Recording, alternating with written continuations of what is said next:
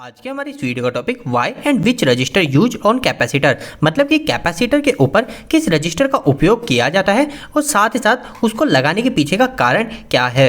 दोस्तों यह video electrical से जुड़े सभी लोगों के लिए काफी ज्यादा इंपॉर्टेंट है, चाहे वो किसी इंडस्ट्री में वर्क कर रहे हो या फिर कोई इंटरव्यू की प्रिपरेशन कर रहे हो, क्योंकि इस तरीके के सवाल आपसे कई बार पूछ लिए जाते हैं। तो अब आखिर इस सवाल का आपको क्या जवाब देना है वही आज के इस वीडियो के अंदर हम जान लेंगे। तो वीडियो को स्टार्ट कर लेते हैं।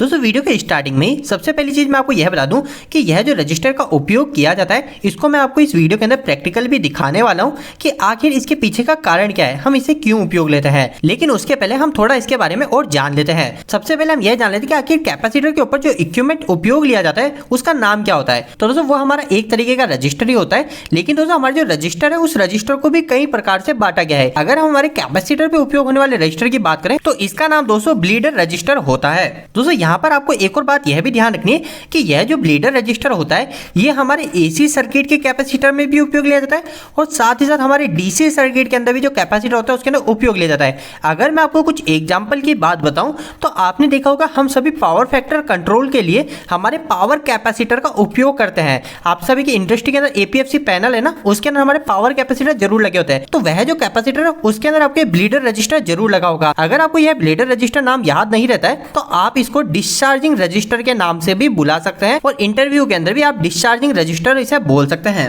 अब दोस्तों कई लोग बोलेंगे हमारे पावर कैपेसिटर में तो हमें डिस्चार्जिंग रजिस्टर नहीं दिख रहा है, लेकिन दोस्तों मैं आपको बता दूं कि अगर आपको वह ऊपर नहीं दिख रहा है तो उसके इंटरनल बॉडी के अंदर हमारा रजिस्टर जरूर लगा होगा, क्योंकि यह जो रजिस्टर है ये हमारे सभी पावर कैपेसिटर के अंदर कंपलसरी है लगाना। इसके अलावा अगर हम डीसी सर्किट की बात करें तो डीसी सर्किट के अंदर भी हमारे इस प्रकार से रजिस्टर का उपयोग लिया जाता है। अब ये कहां लिया जाता है तो मैं अगर आपको एक एग्जांपल बताऊं तो एग्जांपल के अंदर आपने कई बार हमारे रेक्टिफायर सर्किट को जरूर देखा होगा। रेक्टिफायर सर्किट क्या होता है, जो कि हमारे एसी सप्लाई को डीसी में बदलने का काम करता है। अब दोस्तों यह जो हमें डीसी मिलती है यह डीसी हमारी बिल्कुल प्योर डीसी नहीं होती है। तो हम यहाँ क्या करते हैं, हम यहाँ पे फिल्टर प्रोसेस लगाते हैं और जो फिल्टर प्रोसेस होता है उसके अंदर हमारे क्या होता है, हमारे कैपेसिटर लगे होते हैं। तो यहाँ पे जो कैपेसिटर लगे हुए हैं इसको भी डिस्चार्ज करने के लिए हमारे ब्लीडर रजिस्टर का उपयोग लिया जाता है, मतलब कि यहाँ पे भी डिस्चार्जिंग रजिस्टर का उपयोग लिया जाता है। अब दोस्तों इन सभी के बाद में आपको इस रजिस्टर का नाम तो पता चल गया और साथ ही साथ यह भी पता चल गया कि एसी और डीसी दोनों सर्किट में लगाया जाता है। लेकिन अब सवाल यह उठता है कि आखिर इसका उपयोग ही क्यों किया जाता है, इसके पीछे क्या वजह है वो हम जान लेते हैं। तो दोस्तों इसके उपयोग का जो मुख्य रीजन है वो है हमारा सेफ्टी पर्पस। अब आखिर ये सेफ्टी कैसे प्रोवाइड कर रहे हैं तो उसको भी अभी हम आगे प्रैक्टिकली देखेंगे।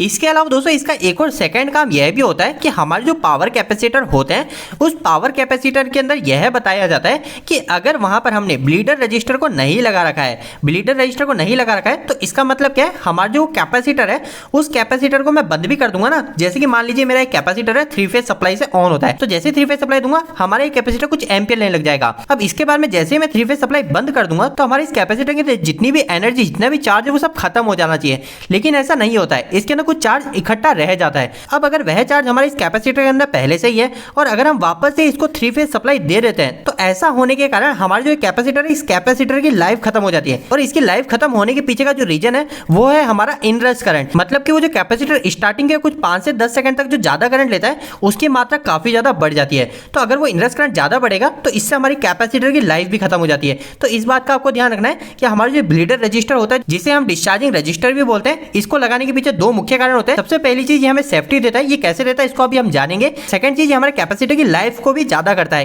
दोस्तों इन सभी के बाद में हम 1 मिनट के अंदर प्रैक्टिकली देख लेते हैं कि आखिर जो डिस्चार्जिंग रजिस्टर है, मतलब कि जो ब्लीडर रजिस्टर है, ये हमें कैसे सेफ्टी प्रोवाइड करता है। तो दोस्तों इसको अच्छे से समझाने के लिए मैं आपके सामने एक सीलिंग फैन का कैपेसिटर लाया हूं।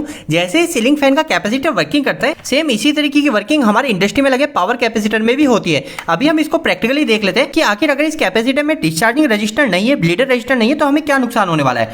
सबसे पहले मैं क्या करूंगा, इस कैपेसिटर को इस प्लग के माध्यम से सप्लाई दे दूंगा। तो मैं क्या करता हूं, इसको यहां से सप्लाई मैंने दे दी है। अभी मैं इस मल्टीमीटर की मदद से, ये मल्टीमीटर की दोनों लीड कैपेसिटर पे कनेक्ट है, तो मैं यहां से चेक कर लेता हूं कि इसको सप्लाई मिल चुकी है। तो जैसे मैं मल्टीमीटर को हमारे एसी वोल्टेज पे करता हूं तो मुझे शो होता है कि यहां पे मेरे 240-250 वोल्टेज पूरे आ रहे हैं कैपेसिटर के ऊपर। अब दोस्तों मैं क्या करूंगा, हमारी जो स्विच है इस स्विच को बंद कर दूंगा, मतलब कि इस कैपेसिटर में सप्लाई देना बंद कर दूंगा।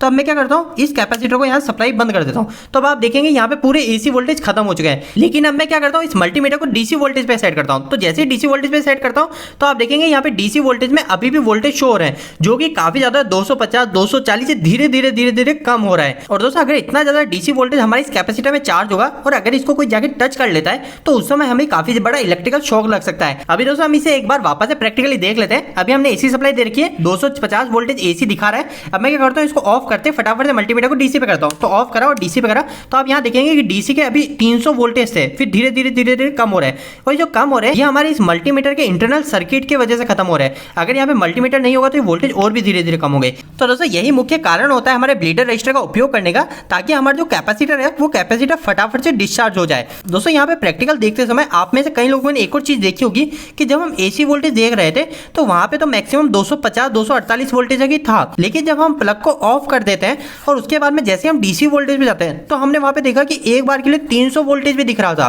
तो अब लोगों के मन में यह क्वेश्चन आएगा कि एसी तो सिर्फ 240 ही था पर डीसी हमारा 300 वोल्टेज तक कैसे आ गया। तो दोस्तों इसको समझने के लिए आपको आरएमएस वैल्यू क्या होती है वह समझना होगा। अगर आपके मन में इससे जुड़ा क्वेश्चन है तो इसके ऊपर मैंने ऑलरेडी वीडियो बना रखा है, वो वीडियो आपको इसी वीडियो के एंड स्क्रीन में सजेशन में मिल जाएगा, वहां से वो वीडियो देख सकते हैं। तो दोस्तों उम्मीद है कि आज के इस वीडियो के माध्यम से आपको कहीं ना कहीं कुछ बेहतर जानकारी मिली होगी। आपको यह वीडियो कैसा लगा, इस वीडियो को लाइक करके जरूर बताएं। अगर आपका कोई भी सवाल इस वीडियो के प्रति या फिर इलेक्ट्रिकल जुड़ा तो आप मुझे नीचे कमेंट बॉक्स में कमेंट करके पूछ सकते हैं। इलेक्ट्रिकल की वीडियो अगर आप देखना पसंद करते हैं आज हमारे चैनल को सब्सक्राइब कर लीजिए। आज के लिए इतना ही, धन्यवाद।